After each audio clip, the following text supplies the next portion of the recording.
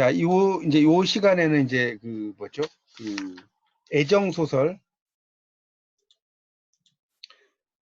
그 애정 소설의 중에서 이제 이번 시간에는 애정 소설 중에서 운영전에 대해서 이제 강의를 드리도록 하겠습니다. 애정 소설 중에서도 운영전이라고 하는 작품이 있죠. 자, 그 운영전을 한번 같이 공부를 좀 해보도록 하겠습니다. 자, 보시죠. 거기 이제 그 146페이지가 되겠고요. 146페이지에 나오는, 잠깐만요. 146페이지 나오는 그 운영전을 한번 보도록 하십시오. 자, 146페이지 나오는 운영전입니다. 자, 운영전을 이제 보면, 운영전을 보면, 자, 운영전을 보겠습니다. 자, 일단 이 운영전이라고 하는 것은 뭡니까? 그 궁녀와 이제 궁녀와 선비의 어떤 적극적인 사랑 이야기라고 볼 수가 있겠습니다. 궁녀와 선비의 적극적인 그런 그 사랑 이야기, 이런 것을 나타내는 것이 바로 이제 그 운영전이다라는 것을 좀 알아두시고 수업을 좀 하도록 하겠습니다. 일단 필기를 좀 하면서 들어갈게요. 146쪽이고, 일단은 운영전이라고 하는 이 작품은 이제 궁녀와 선비와의 비극적인 사랑이다, 이렇게 볼 수가 있어요. 이게 이제 비극적이죠. 비극적 사랑. 자, 근데 이야기는 상당히 재밌는데, 이 꿈속의 이야기가 있어요. 꿈속의 이야기. 이 꿈속의 이야기가 이중으로 겹쳐 있다. 이중으로 겹쳐져 있다. 이렇게 이제 볼 수가 있겠고요. 자, 그래서 이제 여기 보면 이제 그 우리가 이제 뭡니까, 이 수성궁의 이야기들이, 이게 이제 이 운영전을 보면 이 수성궁이라고 하는 이야기가 이제 나와요. 이제 거기에 나오는데, 거기 속에서 이제 다시 또 이제 인몽, 꿈속에 들어가는 거죠. 인몽을 다른 말로 뭐예요? 몽중이라고도 할 수 있겠죠. 꿈속이니까. 몽중. 자, 이게 이제 어떤 액자 일이라고 볼 수가 있는 것이고, 그 다음에 이제 다시 이제 거기 뭡니까? 운영과 이제 김진사가 또 이제 나와요. 운영과 김진사. 자, 요 이야기가 다시 이제 액자 2라고 볼 수가 있는데, 자, 여러분 이제 액자 소설에 대해서 조금 설명을 좀 해야 할 것 같아요. 액자 소설 뭐 공부를 별로 안 하셔서. 이 액자 소설이라고 하는 것은 이야기 속의 이야기예요. 이야기 속의 이야기. 이야기인데, 자, 요건 좀 방송에서 안 나온 거니까. 자, 이게 이야기는 이렇게 그림을 그려보시면, 자, 이렇게, 자, 바깥의 이야기를 외화라고 그래요. 외화. 자, 안쪽의 이야기를 내화라고 그래요. 내화. 자, 이렇게 이야기합니다. 그러니까 작가가 뭐 인왕산에 올라갔다. 인왕산에 올라가서 글을 쓰려고 해. 근데 글이 생각이 안 나. 그러다가 갑자기 신라 때 솔거가 나타나요. 광화사를 보면 나오거든요. 어쩌고 이야기가 하다가 주인공이 인왕산에서 내려왔다. 그러니까 내화와 외화가 뭔지 아시겠죠? 내화와 외화. 그러니까 그 안쪽의 이야기와 바깥쪽의 이야기를 같이 나타내는, 그런 영어로는 프레임 나브라고 하는 거예요. 틀이 있는 이야기다 해서 액자 소설이다, 이렇게 이해하시면 됩니다. 네, 그렇게 좀 이해하시고, 하여튼 제가 이제 강의한 걸 좀 들어보시고, 여러분 이제 강의를 들으시면, 이제 방송 강의 들으시면 훨씬 더 좀 도움이 되실 겁니다. 자, 146쪽 이제 한번 보면서 또 설명드릴게요. 자, 앞부분에 줄거리부터 나오죠. 146쪽입니다. 어느 해 춘삼월 청파동에 사는 유영이라는 선비가 막걸리를 들고 안평대군의 옛집인 수성궁이라는 곳 동그라미 피세요. 이 수성궁이 이제 중심 장소죠. 자, 취해서 잠들었어요. 자, 김진사와 만나요. 자, 이 김진사는 이제 나이 어린 인물이라고 보시면 됩니다. 유영이라는 선비가. 그러니까 지금 유영이라는 선비가 김진사를 만나는 거죠. 자, 유영이 밑에 보세요. 제 이름을 말하고 두 사람의 이름을 거듭 물었다. 소년이 탄식해서 대답했다. 이름을 밝히지 못하는데 이유가 있습니다. 이토록 알고 싶어 하나 하시니 알려드릴 게 어렵겠습니까? 자, 사연이 길다. 그렇죠? 소년은 이제 서글픈 표정을 짓더니 제 성은 김입니다. 나이 10살에 글을 잘 지어 소장이 이름이 났고 14살에 진사시험에 합격해서 사람들이 김진사라고 불렀죠. 저는 어린 마음에 호방한 기운과 호탕한 뜻을 억제하지 못해서 이 여인과 자, 이 여인과 인연을 맺었다. 이렇게 나왔죠. 자, 이제 이게 중요해요. 이 여인 밑줄 쫙 쳐놓으세요. 이게 아주 중요해요. 자, 이 여인이 당연히 누구겠어요? 디스우먼 아니 디스우먼. 이 여인이 누구냐? 운영이죠, 운영. 이 여인이 이게 이제 중심 인물의 별표 운영. 그래서 그 때문에 부모님이 물려주신 몸을 지키지 못하고 끝내 불효를 저질러서 천지간에 죄인이 되었다. 자, 결국 뭐예요? 죽었다는 거죠. 죽었다. 그래서 죄인의 이름은 알아 무엇하겠습니까? 여인의 이름은 운영이고 저 두 아이 이름은 녹주와 송옥입니다. 모두 안평대군의 궁녀들이랍니다. 자, 여기서 보세요. 이 안평대군의 궁녀들 밑줄 쫙 치세요. 자, 이 안평대군은 이미 죽고 없는 사람이죠. 그러니까 인간 세상 사람이 아닌 거예요. 인간 세상 사람 X라고 써놓으세요. 자, 상당히 이야기가 재밌죠? 인간 세상 사람이 아니죠. 죽고 없는 그런 시절의 이제 그 이야기예요. 자, 오른쪽으로 볼까요?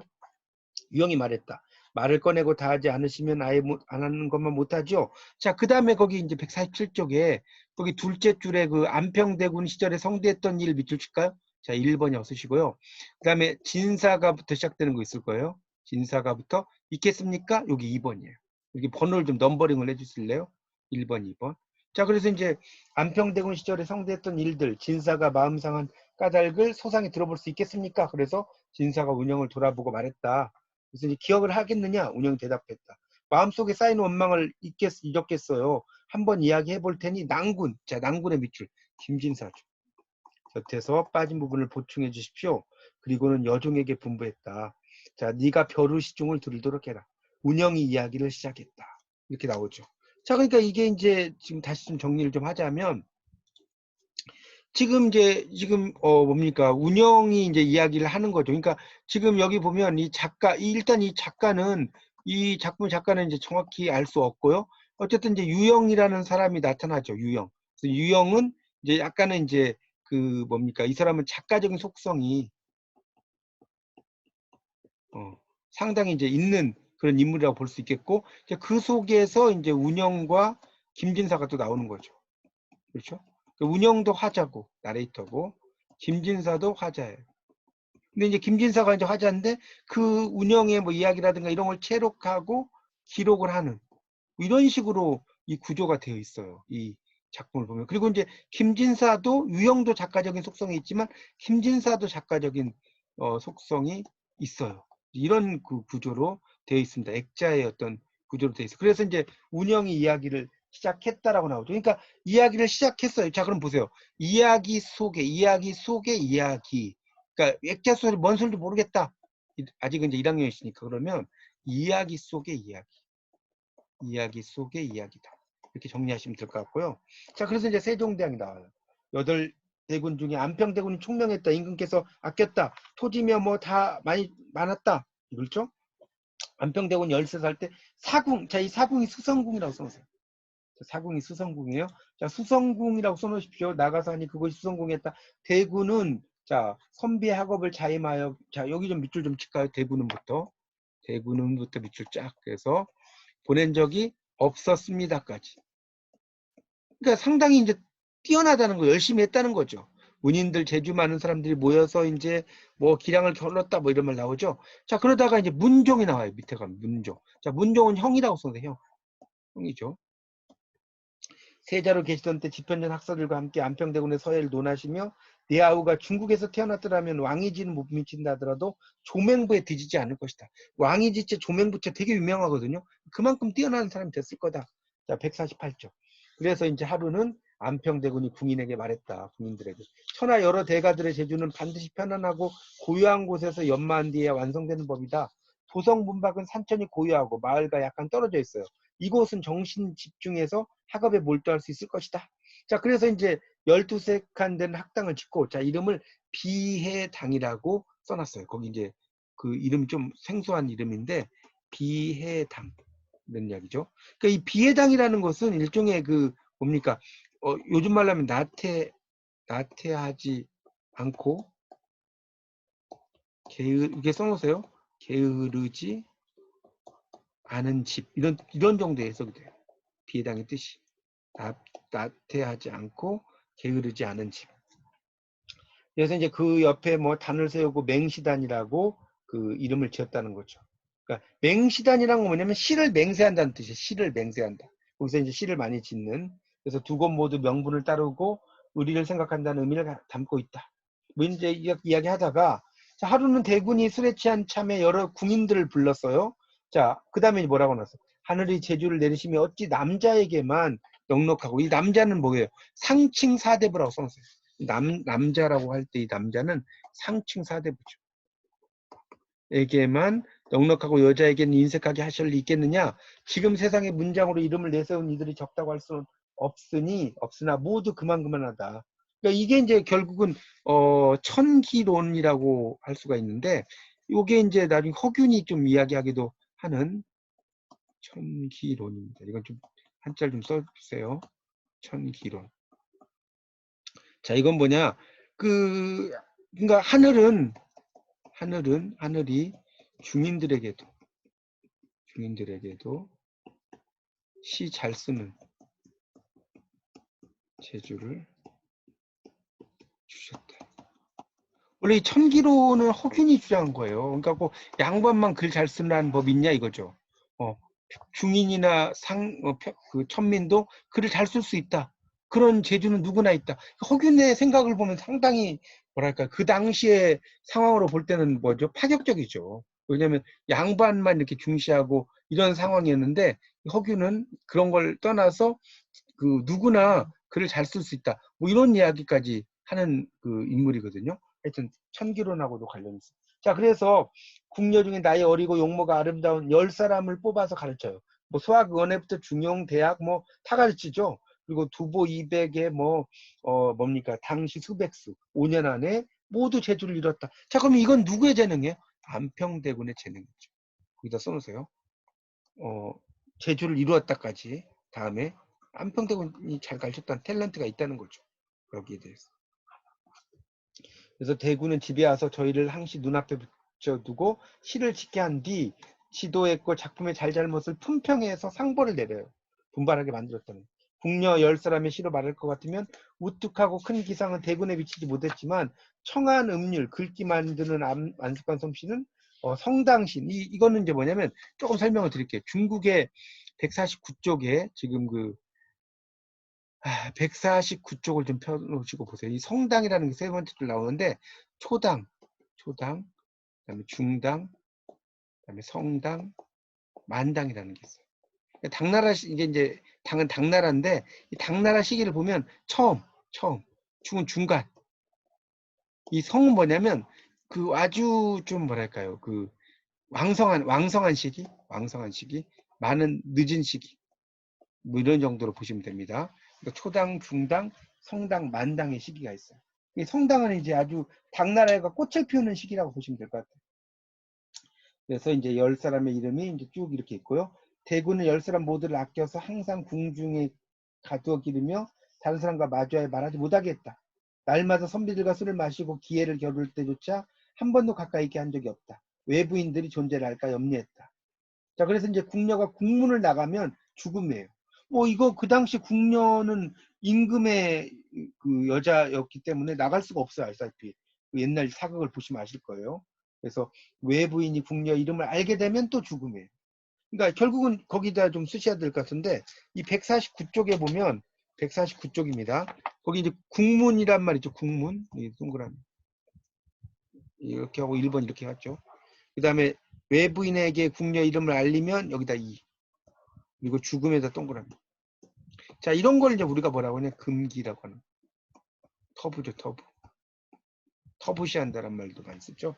금기상이에요. 국문 나가면 안 된다. 또 하나는 외부인이 궁녀 이러면 안 된다. 자, 그런데 여기 보면 운영이라는 궁녀와 그렇죠? 김진사라는 외부인이 만나니까 당연히 이 죽음이죠, 죽음. 자, 중략된 걸 보면 운영은 궁궐에 들어온 김진사와 사랑에 빠져요. 연모의 정이 드러나요. 안평대군의 의심을 사죠. 얼마 후 운영의 마음을 눈치챈 자란에게 그와의 관계를 털어놓는다. 이렇게 나오죠. 그래서 이제 대군이 기이하게 여기고 앞으로 다가와 진사의 손을 잡고 말했다. 진사의 재주는 세상의 것이 아니니 내가 뛰어나다 못하다 말할 수 있는 게 아니다. 문장에 능할 뿐 아니라 글씨도 뛰어나다. 그래서 이제 초서를 쓰게 하자 붓을 휘둘렀는데 먹물이 잘못 튀어 내 손가락에 작은 목점이 묻게 되었지.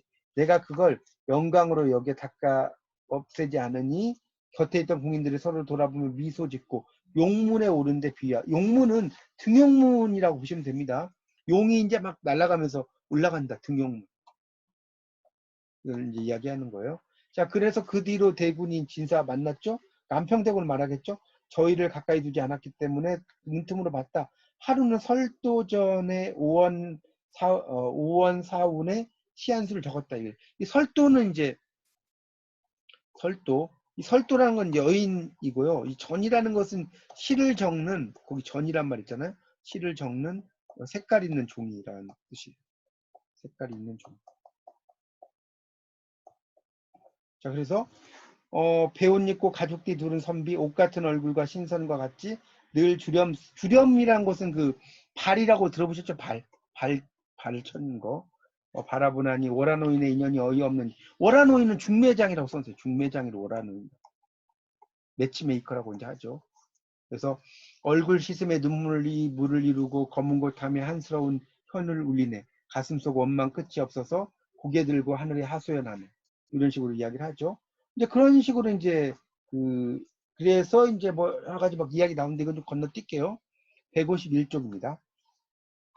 자, 그래서 이제 거기 그 마지막 단락을 볼게요. 밤이 이미 다해서 손님들이 모두 취했을 때다. 제가 벽에 구멍을 뚫고 엿보니 진사 역시 제 뜻을 알고 모퉁이랑에 앉아있더군요. 저는 봉한 편지를 구멍 사이로 던졌습니다. 진사는 편지를 주워 집으로 돌아가서 뜯어보고는 슬픔을 이기지 못해 차마 손에서 놓지 못했답니다. 자, 그리워하는 정이 지난 날보다 곱절이 되어 버틸 수 없을 지경이었고 답장을 보내고자 하나 전할 방도가 없는지라 홀로 수심에 잠겨 탄식할 뿐이었지요. 맞죠? 자, 그러니까 이게 뭡니까? 여기에서 이제 좀 본다면 이렇게 이제 볼 수 있죠.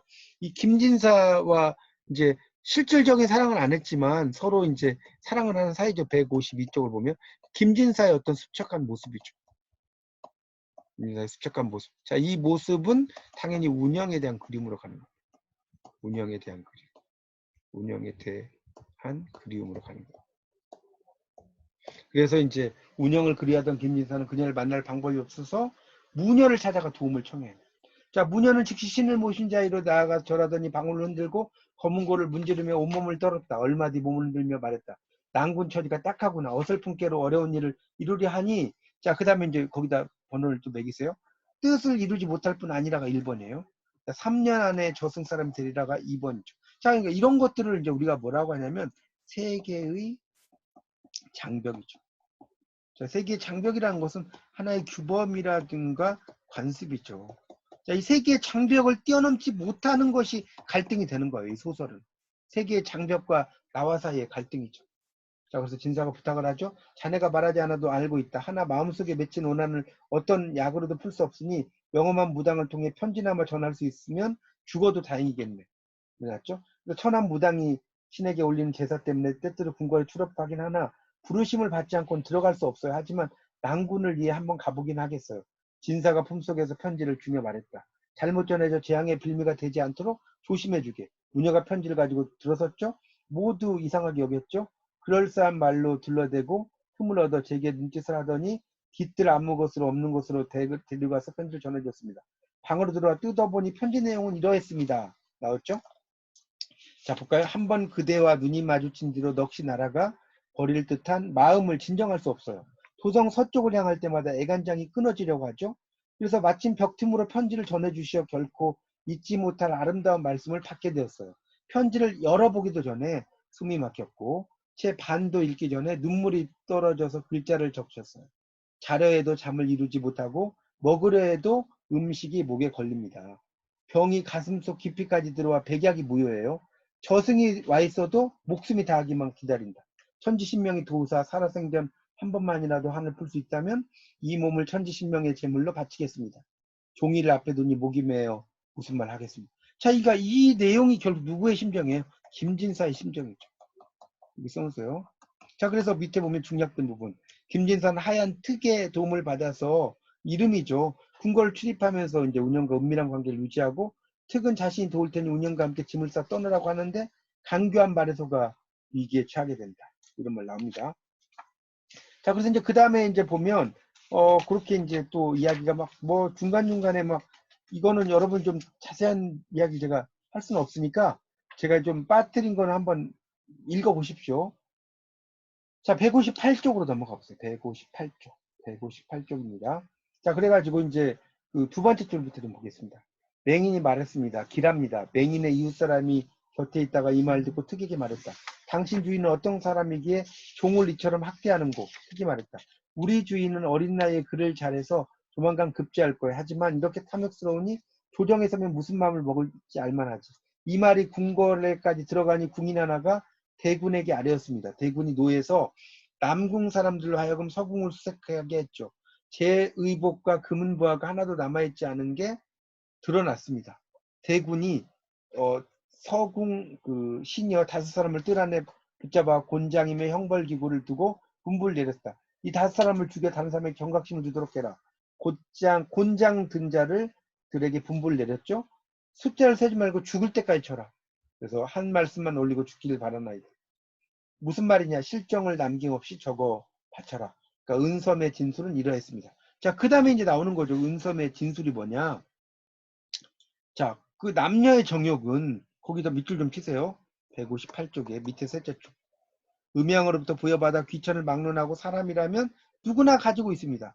한번 궁궐에 갇히고 난 뒤에는 이 한 몸 외로운 그림자와 짝하여 꽃을 보고 눈물 삼키고 달을 마주하는 실품으로 넋이 나간다. 자, 그러니까 이게 여기서 특히 이제 외로운 그림자라는 말이 있죠. 158쪽의 마지막 줄에. 자, 이거는 결국 자기 자신을 가리켜. 자기 자신이 이제 외로운 그림자. 그냥 보면 산다는 거죠. 자, 그리고 이것들은 누구의 삶이냐? 바로 궁녀들의 삶이죠. 여기다 쓰면서요. 궁녀들의 삶이라. 그렇죠? 자, 159쪽. 그래서 이제 임금의 총애를 얻지 못하면 그냥 이제 죽는 거잖아요. 궁녀들의 그런 상황이. 그래서 159쪽의 첫째 줄에 저희가 매화나무에 얹은 깨꼬리를 쌍쌍이 날지 못하게 하고 주렴 위에 제비 앞에 암수가 함께 둥지를 틀지 못하게 한 이유는 다른 것이 아닙니다. 몹시 부러운 마음과 질투하는 정을 이기지 못해서다. 궁궐 담장을 넘기만 하면 인간 세상의 즐거움을 알 수 있건만. 거기다 밑줄 줄까요? 159쪽에 네 번째 줄부터 쭉 이것만까지. 이것만. 자, 이거는 뭐냐? 인간의 본성이라고. 이게 인간의 본성이라는 거예요. 그러니까 궁궐 담장을 넘으면 알 수 있지만 그렇게 안 한 것은 그럴 만한 힘이 없어서거나 그러고 싶은 마음이 없어서였겠습니까? 왜? 추군의 위험이 두려워서 그렇게 없다는 거죠. 자, 뭐 그런 이야기를 써놓은 거예요. 그래서 이제 지은 죄도 없으면서 죽을 곳에 놓였으니 죽어서도 눈을 감지 못할 것입니다. 빛은 이렇게 진술했어요. 주군께서 보살펴 주신 은혜가, 주군은 누구냐? 안평대군이라고 써놓으세요. 안평대군이죠. 산보다 높고 바다보다 깊기에 저희는 감사하고 황송해하고 글과 음악에만 전념해왔습니다. 이제 씻을 수 없는, 자, 거기다 밑줄 치세요. 더러운 이름을 서궁에 미치게 되었으니 살아도 죽느니만 못합니다. 그래서 속히 죽여주시옵소서. 그러니까 이제 약간 자기들이 죄를 짓지도 않았는데 억울하다 뭐 이런 이야기죠. 자, 중량 밑에 보면 저는 이렇게 진술했습니다. 주군의 은혜가 산과 같고 바다와 같고만 정절을 지키지 못한 것이 첫째 죄입니다. 전후에 지은 시로 주군의 의심을 받았으면서도 끝내 바른 대로 아뢰지 않은 것이 둘째 죄고 서궁에 죄 없는 사람들이 저 때문에 함께 죄를 받게 된 것이 셋째 죄다. 세 가지 죄를 지었으니 산들 무슨 면목이 있겠습니까? 혹여 죽음을 늦추신다면 마땅히 대결하겠나이다. 맞죠? 그래서 이제 대군이 다 읽고 자란의 진술서를 펼쳐 응시하니 녹이, 그러니까 화난 기운이 있죠. 누그러뜨렸고 속이 말했죠. 지난번 나들이 때 성 안으로 가지 말자던 것이 본래 제 주장이었습니다. 그러나 자란이 밤에 남궁으로 와서 매우 간절히 부탁하기에 여럿의 반대 의견을 물리치고 앞장서 뜻을 따랐으니 운영이 절개를 더럽힌 죄는 저에게 있지 운영에게 있지 않습니다. 맞죠? 엎드려 바라건대 제 목숨을 끊고 운영을 살게 하소서. 대군의 노기가 풀어져 저를 별당에 가두고 나머지 사람은 풀어졌습니다. 그날 밤 비단 수건으로 목을 매 목숨을 끊었습니다. 자, 결국 이제 목숨을 끊었다고 나오죠. 여기 보면. 죽어서 이제 그 이야기를 하는 거죠. 자, 진사가 붓을 잡아 기록하고 운영이 옛날 회상에서 말한 것이 자세했다. 그래서 이제 운영이 진사에게 말했죠. 그 뒤 이야기는 난궁께서 말씀해 보십시오. 자, 중략. 눈물을 뿌리며 유영의 손을 잡고 말했다. 바닷물이 마르고 바다가 문드러져도 사랑의 감정은 사라지지 않을 것이요. 천지가 다 해도 사그러지지 않을 것입니다. 오늘 밤 그대가 이제 유형이라고 써놓으세요. 그대라는 것은 유형이에요. 유형. 만나서 회포를 풀었으니 전생에 인연이 없더라면 어찌 이런 일이 있겠습니까? 엎드려 바라건대 선생은 저희가 쓴 글을 수습하셔서 영원히 전해주시기 바랍니다. 그리하여 경망스러운 사람의 입에 헛되이 전해져 우스갯거리가 되지 않도록 해주시면 고맙겠습니다. 중략. 유형이 취하여 깜빡 잠이 들었다. 잠시 뒤 산새 울음소리에 깨어보니 안개가 땅에 가득하고 새벽빛이 어둑하며 사방에는 아무도 보이지 않는데 김진사가 기록한 책, 자 거기다 붙여주세요. 김진사가 기록한 책이 남았다는 거죠. 유형은 서글프고 할 일 없어 책을 넣고 왔다. 상자 속에 간직해두고 때때로 열어보며 망연자실하더니 침석을 모두 폐하게 일렀다. 자, 그러니까 여기 지금 망연자실이라는 말이 있죠. 망연자실. 그 다음에 했다는 거예요. 그러니까 침석을 모두 폐했다. 이런 것들은 뭐냐? 충격이죠. 충격이 일렀다. 샤크죠. 샤크. 그래서 이제 영산을 유람했는데 어찌 되었는지 알 수가 없다. 아까도 제가 시작할 때 말씀드렸지만 여기에 나오는 이제 유형은 일종의 이제 작가라고 볼 수가 있는 거죠. 작가라고 볼 수가 있겠고 유형이라는 사람은 그래서 이제 이 유형이라는 사람의 이야기와 이제 뭐 그 속에서 이제 유형이 몽중 꿈속에서 이제 다시 김진사와 유형이 또 나오게 되고요. 뭐 그러니까 이야기 속의 이야기가 계속해서 그 연결이 된 그런 그 작품이라고 볼 수가 있습니다. 자, 그래서 이제 162쪽으로 넘어가 보시면 162쪽입니다. 선비와 궁녀의 애잔한 사랑이 나왔죠. 안평대군의 처소인 수성궁을 배경으로 궁녀 운영과 소년 선비 김진사의 사랑이 이게 애정소설이라고 할 수 있죠. 애정소설. 자, 거기다 동그라미 치시고요.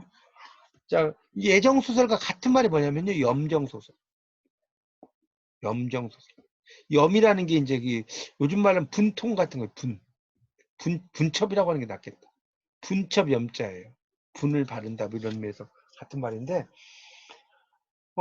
그래서 이제 이 몽유록이라는 게 나오는데 우리가 이제 여러분이 몽유록이라는 거하고요. 몽자료가 있어요. 이것도 좀 설명을 좀 해야 될 것 같아요. 몽자료와 몽유록의 차이가 뭐냐면 몽자료라고 하는 것은 이제 꿈소설이에요. 꿈소설.